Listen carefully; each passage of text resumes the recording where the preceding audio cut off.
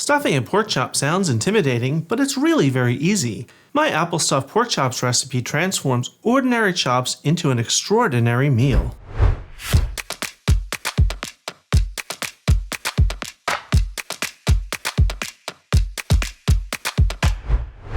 Hi everyone, welcome to Let's Celebrate TV.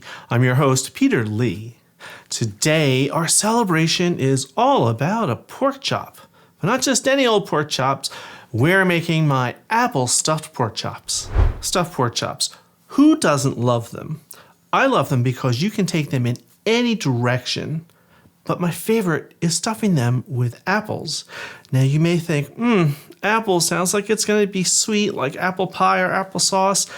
Trust me on this one, it's going to be savory and rich and unctuous. So let's get started. We're going to start by making the stuffing. I have here a large oven-proof skillet. I'm going to put it over medium-high heat. To that, I'm going to add a couple tablespoons of olive oil, just 2. We're going to let this heat for a moment until it's shimmering. It's getting nice and hot. So we're going to start adding some flavors. We're going to start with an onion. You thought I was going to say apples, but no, onion. I have here 1 large onion that I just chopped up. Right in our pan. It doesn't need to sizzle because we want to saute it. We want to just cook until it starts to soften and get a little translucent. All right, while my pan is heating and my onions are starting, I'm going to add a pinch of salt because I want to season the layers. And the salt will help these onions get nice and tender. All right, my onions are just starting to soften and starting to take on that translucent. Let's keep adding flavors. Next up is the apples. I have 2 Granny Smith apples here that I peeled and diced. Now I'm using Granny Smith because they're a little tart, they're very firm, and they won't turn into mush. This is what you would use in an apple pie because they hold their shape. Right in.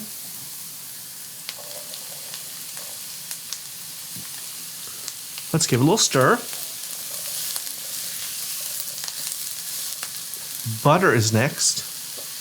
Just 1 tablespoon. Next up is 1 tablespoon of brown sugar. Now before you say anything, I know you're thinking, it's going to taste like apple pie. It really won't. Just this small amount is just going to act to bring all these flavors together.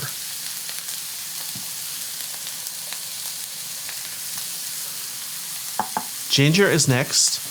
I have 3 teaspoons of grated ginger. This is the frozen kind. You can use fresh, but I always keep this frozen kind in my freezer if the fresh ginger doesn't look so good. Right in. Next is cinnamon. Why am I adding cinnamon if I don't want it to taste like apple pie? Let me explain. The ginger and just a dash of cinnamon are going to add some warmth and body to the apple and onion mixture. And of course, some salt and pepper.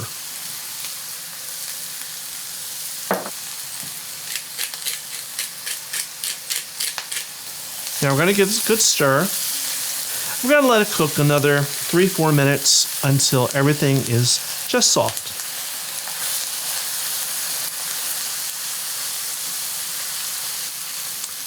Okay, my apples are starting to soften. My onions are perfect. I'm going to cut the heat. And I'm going to remove the stuffing to a bowl and set it aside and let it cool just slightly.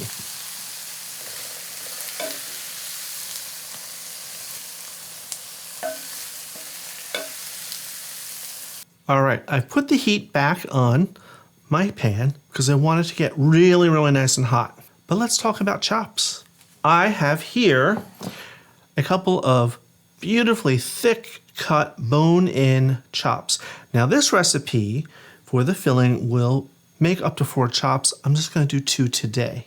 But look how beautiful these are. Nice and thick, good inch, 1.5 inches, which is 3-4 centimeters. I have one I did already, and you can see I just cut a pocket in it. I'll show you how easy it is. Place your chop on a board. Nice little sharp knife. Flat hand to hold it steady. Flat hand, don't do this because you may slip. So flat hand, you're going to keep your knife parallel to the board. Just insert it about halfway through and slice the pocket. You can go pretty deep. Make the opening a little wider.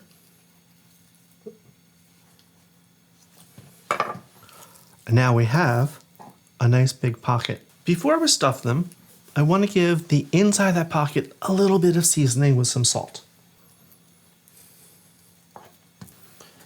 Now,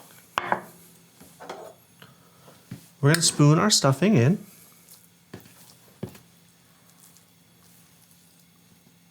And because you've cut this deeply, you can be pretty generous. But you don't want to overfill so that it's pouring out of the opening. So you want to leave so it can stay closed. And now we have this nice big pocket of filling. How are we going to keep that closed? I have some nice thick toothpicks. If you can't get them thick like this, you could use a bamboo skewer and just cut it down. So really, you just thread it through like that. Now we want to season these chops on both sides. Salt and pepper. All right, I need another tablespoon of oil in my pan. All right, I think my oil is ready. Oh yeah.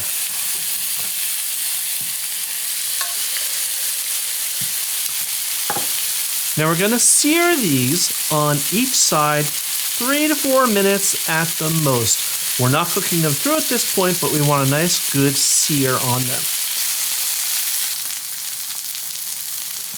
It's been 3 minutes. Let's give these a flip.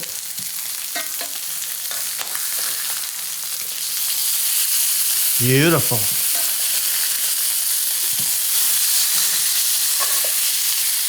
All right, I'm going to give these another 3 to 4 minutes on their other side. Okay, my chops are ready for the oven. I'm going to put them into a 400-degree Fahrenheit or 200-degree-Celsius oven until they reach an internal temperature of 135 Fahrenheit, which is 57 degrees Celsius. Now that's going to take 10 to 12 minutes, depending on the thickness of your chop and your oven. So start checking them after 10 minutes. Now, if you think that's a little low, don't worry, we're going to let them rest for 5 minutes, carry over cooking. We'll finish them at 140 to 145 Fahrenheit, which is 62 degrees Celsius, and that is perfect for chops. Here we are, all done out of the oven and rested. Just perfect. So let's give this a taste. This guy out of the way. Now I've already taken out the little skewers. I wouldn't want anyone who's going to eat this for dinner to cut in or bite into a toothpick. So let's see how we do.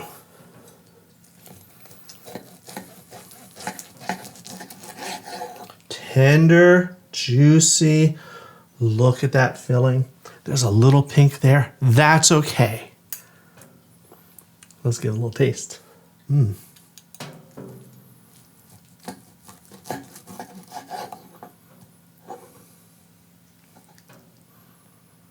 Look at that.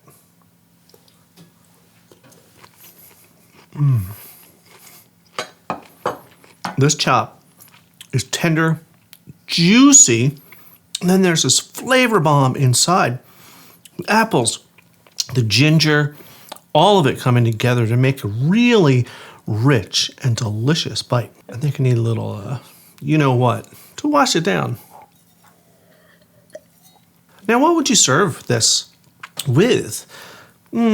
I would do maybe a braised red cabbage, which would be delicious. Cabbage and apples go really well together. Or even something as simple as fluffy mashed potatoes, especially if they're buttermilk mashed potatoes. Soak up some of this juice and everything. Delicious. If you like this episode, sign up for our newsletter and get the recipes in your inbox. Then help us grow the channel by hitting that subscribe button, smashing the like button, and hitting the notification bell so you'll never miss an episode. All right, I'm going to go serve this to my family for dinner.